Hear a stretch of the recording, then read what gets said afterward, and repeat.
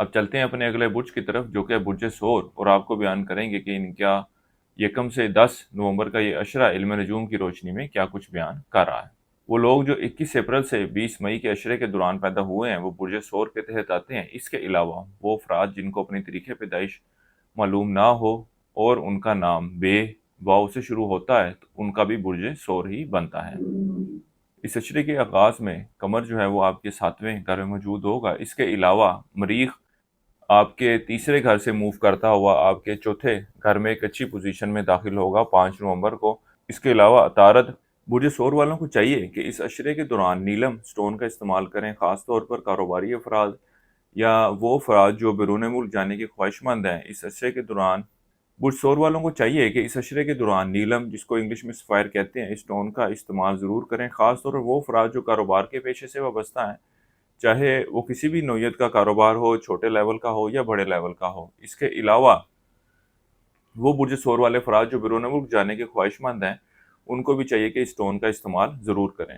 اس کے علاوہ وہ افراد جو اپنے کسی خاص مقصد کے حوالے سے سٹون پہننا چاہتے ہیں وہ بھی ہمارے واٹس ایپ نمبر پر رابطہ کر سکتے ہیں۔ انشاءاللہ تعالیٰ اس حوالے سے ان کی ایک بہتر رہنمائی کر دی جائے گی۔ باقی مزید سٹون کی خریداری کے لیے آپ ہمارے واٹس ایپ نمبر پر بھی رابطہ کر سکتے ہیں۔ انشاءاللہ تعالیٰ آپ کی ان معاملات کے حوالے سے، اس کو پہننے کے حوالے سے مکمل رہنمائی کر دی جائے گی۔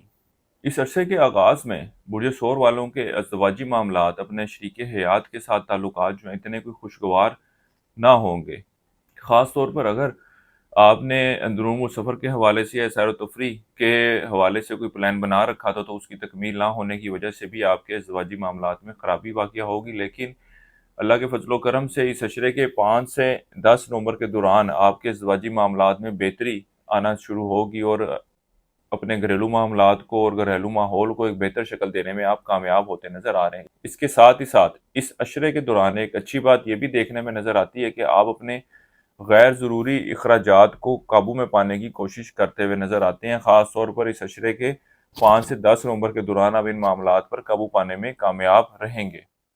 وہ برج ثور والے افراد جو ذاتی کاروبار کا آغاز کرنا چاہتے ہیں ان کو بھی چاہیے کہ اس عشرے کے دوران ضرور کوشش کریں۔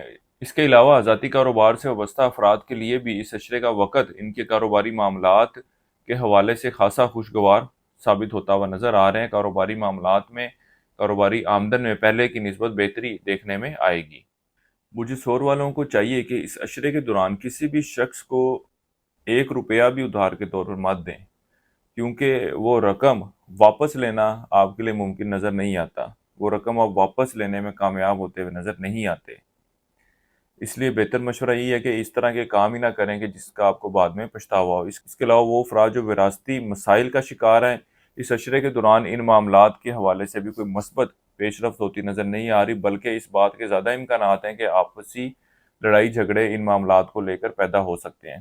اس کے علاوہ برج ثور والوں کو اس عشرے کے دوران اپنی صحت کے حوالے سے بہت زیادہ احتیاط برتنے کی ضرورت ہے، اور خاص طور پر وہ افراد جو طوالت بیماری کا شکار ہیں، اس عشرے کا وقت ان کی صحت میں مزید خرابی کو ظاہر کر رہا ہے۔ بہت زیادہ احتیاط کریں۔ اگر آپ کے کسی بڑے بزرگوں میں سے کسی کا برج ثور ہے تو آپ کو بھی چاہیے کہ ان کی صحت کے حوالے سے بہت زیادہ محتاط رہیں اور ان کی صحت کا، ڈائٹ کا بھرپور طریقے سے خیال رکھیں۔ اس عشرے کا یہ وقت ملازمت پیشہ افراد کے لیے اتنا کوئی آسان نہ ہوگا، خاص طور پر اس عشرے کے 1 سے 5 نومبر کا جو وقت ہے وہ ملازمت پیشہ افراد کے لیے زیادہ کروشل ثابت ہوگا۔ ان دنوں میں ان کو بہت زیادہ محتاط رہنے اور حاضر دماغی کا مظاہرہ کرنے کی ضرورت ہے، کیونکہ اس عشرے کے دوران ان کا دماغ کام کی بجائے دیگر ایکٹیویٹیز یا دیگر معاملات کو حل کرنے یا سوچ و بچار کی طرف مگن رہے گا۔ اس عشرے کے دوران آپ کچھ ذہنی دباؤ، ذہنی پریشانی کا شکار بھی ہوتے ہوئے نظر آ رہے ہیں۔